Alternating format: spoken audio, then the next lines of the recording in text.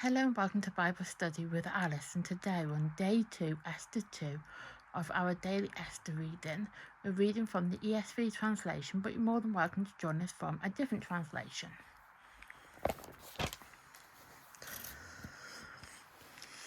As you can see, we are on Esther 2.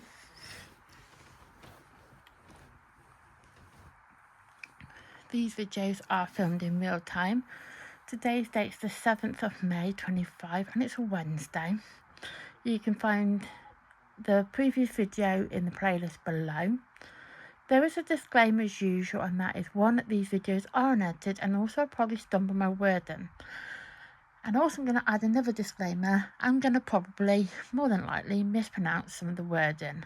I do apologise about that, but this is the reason why I use the ESV translation, because if I use a different translation, it would definitely be very mispronounced. I'm aware that the pronunciations are going to be a bit all over the place, but I do try my best. I am really trying my hardest here, so if it's not how it's supposed to be pronounced, we just move on from it, basically. That's the best way we can go with it, just move on from it. So let's get started into chapter 2.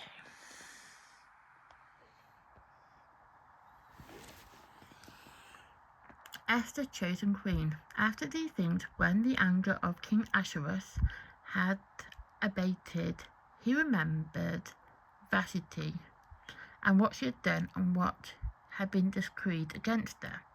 Then the king's young men who attended him let beautiful young virgins be sought out for the king, and let the king appoint officers in all the provinces of his kingdom to gather all the beautiful young virgins to harem in Susa, the quiet town, under custody of Higiah. Higiah, I think that's how you pronounce it. I have no idea. I really do struggle with Hebrew words. The king's eunuch, who was in charge of the women, let their cosmetics be given them, and let the young women who pleased the king be queen instead of Vashti. This pleased the king, and he did so. Now there was a Jew in Susa the quiet town, whose name was Mordecai, the son of Jair, son of Simeon, son of Kish, a Benjamite, who had been carried away from Jerusalem among the captives, carried away with Jeconiah, king of Judah, whom,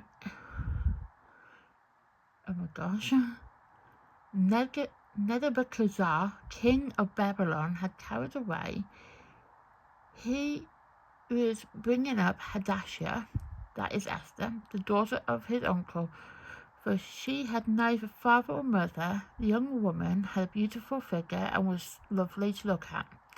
And when her father and her mother died, Mordecai took her as his own daughter. So when the king ordered and his etiquette were proclaimed, and when many young women were gathered in Susa, the quiet town, in custody of Higiah, Esther also taken into the king's palace and put in custody of Higiah, who had charge of the woman.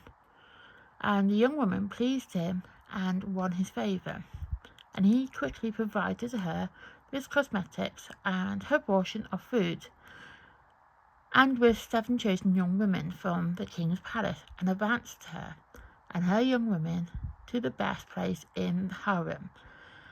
Esther had not made known her people of all kindred, for Mordecai had commanded her not to make it known.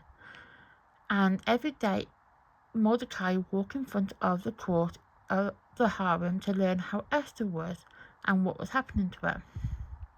12.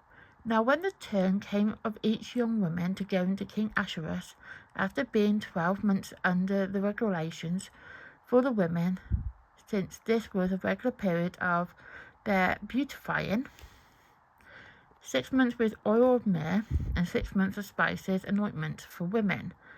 When the young woman went in to the king in this way, she was given whatever she desired to take with her from the harem to the king's palace.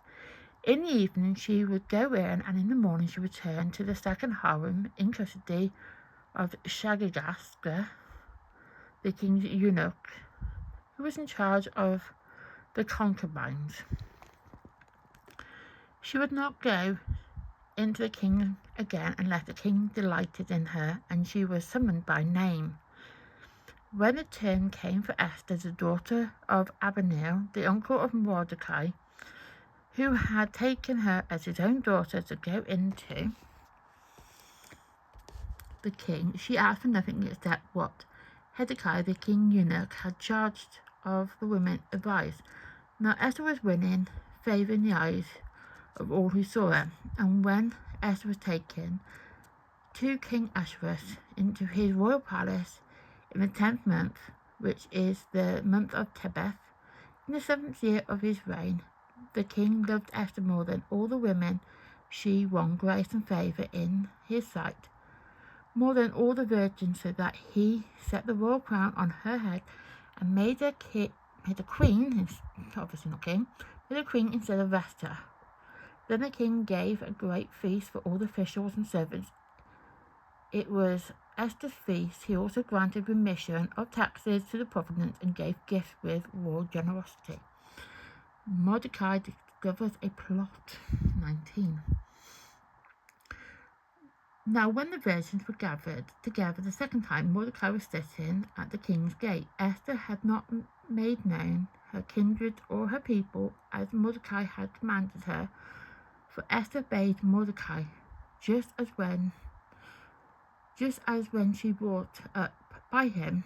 In those days, as Mordecai was sitting at the gates, Bigath and Tessera, two of the king's eunuchs, who guarded the threshold, became angry and sought to lay hands on King Ahasuerus.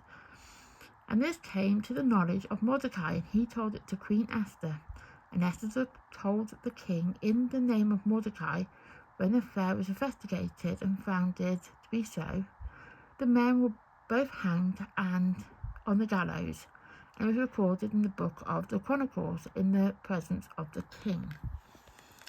So that was chapter 2 complete.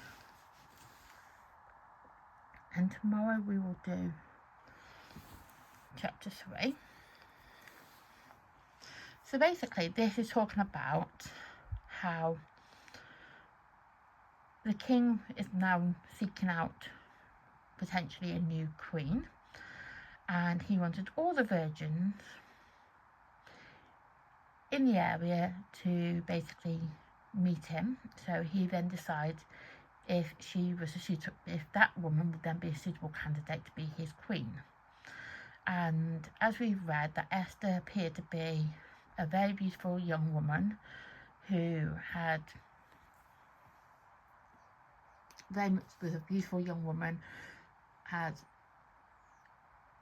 just had a very good image.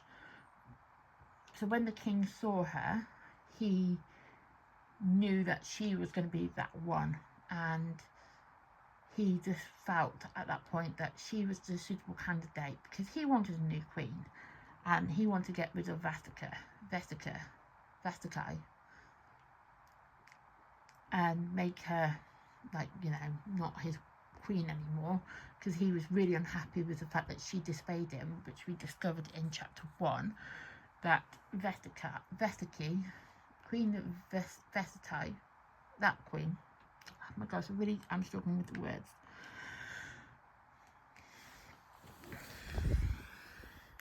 Queen Vashti was not doing what she was told. And because she was not doing what she was told, the king basically wanted to seek out new women who would do as she's told. And he was just obviously looking out for all these women that he could seek out that could potentially be his new queen, who would do as she's told. And obviously Esther is wanting to please him, did so. So now obviously, as we've established that about Mordecai, because Mordecai is mentioned, And Mordecai is her cousin. So Mordecai's dad is Esther's uncle. But Esther's mum and dad, so obviously at the time Esther wasn't going by Esther, she was going by Hadassah. So obviously at the time she was going by the name of Hadassah. So her mum and dad both passed away. So she was now an orphan, and she was left in the guardianship of Mordecai. So Mordecai, even though being her cousin, and his father is her father's, they're both his father and her father are uncles, but brothers even. Oh my gosh, can't even say the word. They're both brothers basically. So Esther's dad and Mordecai's dad were brothers, and obviously with Esther's parents both deceased, she's an orphan, she's got nobody to look after her, but she wanted, she needs to be looked after by somebody. So Mordecai brought her up as his own child because of that, not having a parent basically. So basically Mordecai is her cousin, but is also a guardian because she's got no parents, and he's responsible of her. So he felt, as obviously the orders were going around, that all the young virgins had to go and meet the king. So he's like, obviously, I've got to let you go. So he took her, but obviously he didn't want anybody to know who he is. So he didn't go into the castle and go, "Oh, Mordecai, I'm the Esther's guardian," or anything like that. He didn't do that, obviously, but he would just obviously wander by, make sure she's okay, make sure everything's going well for her. She knew he was, she very much knew that, and she respected him that much that when there was an issue, as we discovered in the last bit, where Mordecai discovered the plot. So when Mordecai had discovered this plot, he told Queen Esther, and Queen Esther told the king what had happened. And then obviously the men were investigated and then got hung as their punishment for disobeying the king. But Mordecai obviously has that influence on Esther regardless of it. So whatever goes on, when Mordecai tells her, she's going to listen. And Esther will then pass that information on to the king, because obviously that's the reason being, is because why would Mordecai not tell the truth?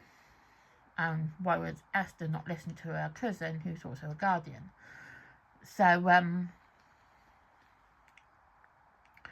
but with the word concubine, we're going to have a look in the dictionary.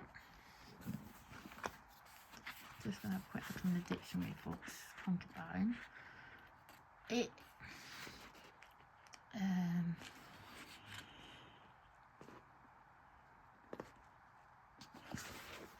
So concubine is just here.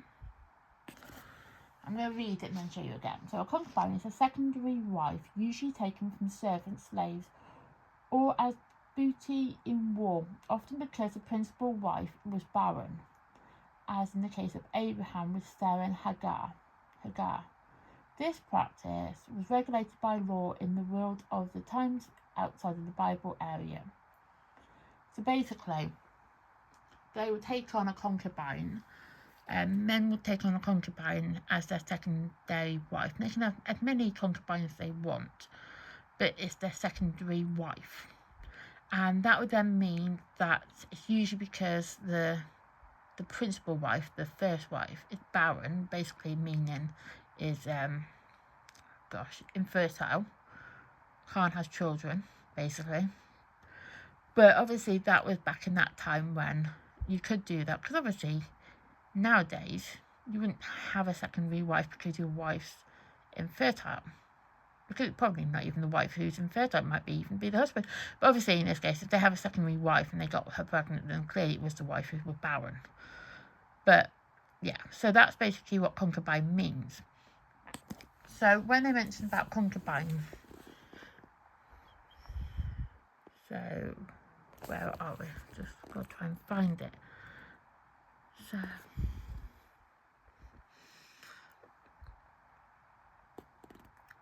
So concubine was mentioned, obviously, because I wouldn't have brought it up.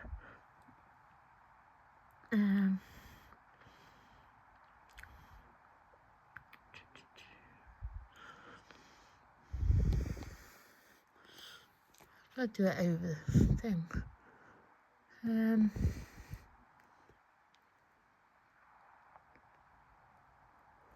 you're probably going, Alice, it's right there, staring at you.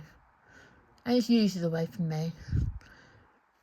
It's usually staring at me.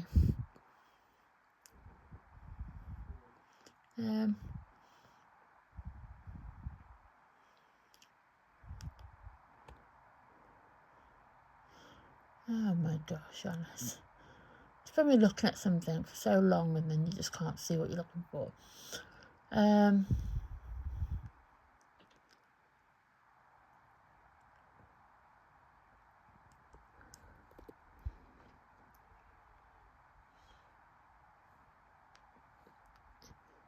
It's mainly mentioned, I guess it's not mentioned by word. Or is it mentioned by word? Oh my gosh. Where are we?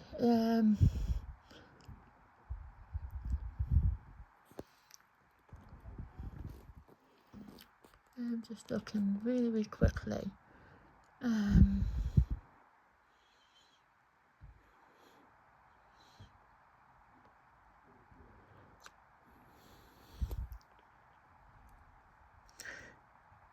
Yeah, so it's not actually mentioned by word as such.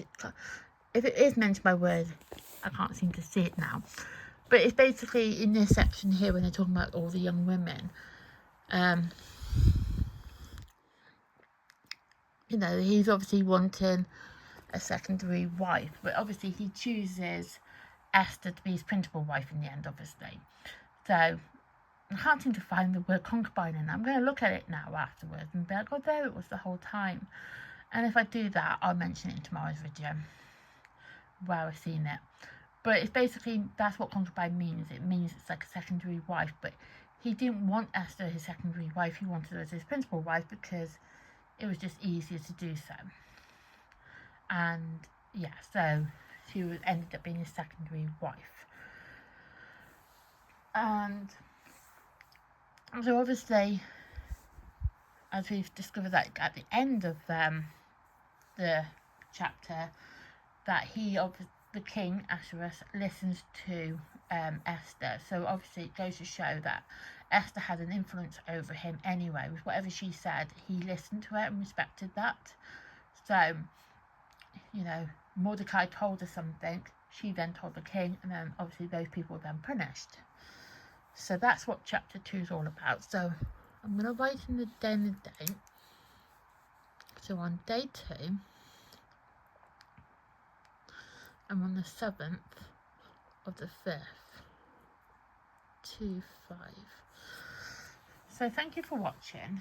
Please like my content, please subscribe to my channel, and please turn on the notification bell so you then get notified of content like this that gets related to the channel. Thank you and goodbye.